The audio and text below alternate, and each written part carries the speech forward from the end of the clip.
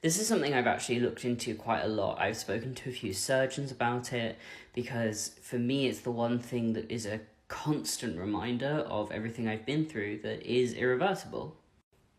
Now, in the UK, and this is only my own knowledge from speaking to surgeons and Google, there are essentially two main treatment options. So you can have implants, or you can use a part of your body using the muscle and fat to put under the surface to make a breast-like mound. Now, I'm sure lots of people know that implants have a lot of their own risks. They can be toxic, they can burst, and frankly, I just never really liked the idea of something false being put into my body. I know, I also went on testosterone that was false. So I looked really seriously into using my own tissue for reconstruction.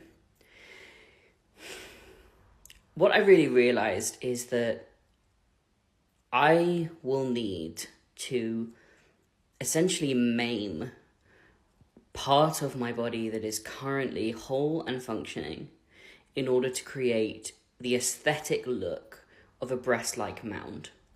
And they are even called that because they don't resemble breasts. You've grown breasts, haven't you, as a result of the hormone therapy that you were being given?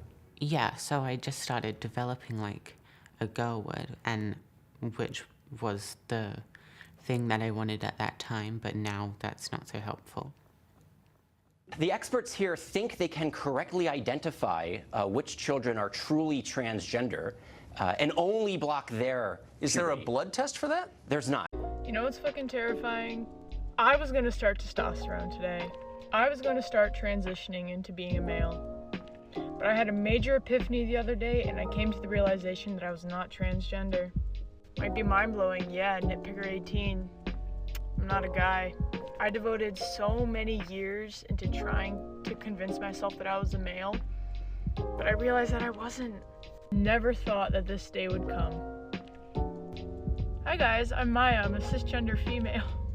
I'm suspicious because whenever you ask any question at all, you get shouted down. Right. Why is that? Unfortunately, the left doesn't want to have the conversation. I mean, so what inspired me to actually write the book was that people need to know what the science is on this, what the medicine is, what the philosophy is. And the best science shows that 80 to 95% of children with a gender identity conflict will grow out of it. The best science shows that 41% of people who identify as transgender will attempt suicide at some point in their lives.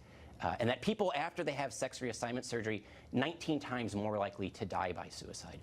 Those statistics are tragic, and we need to, hit the pause button and think more critically about how we can help people who are suffering.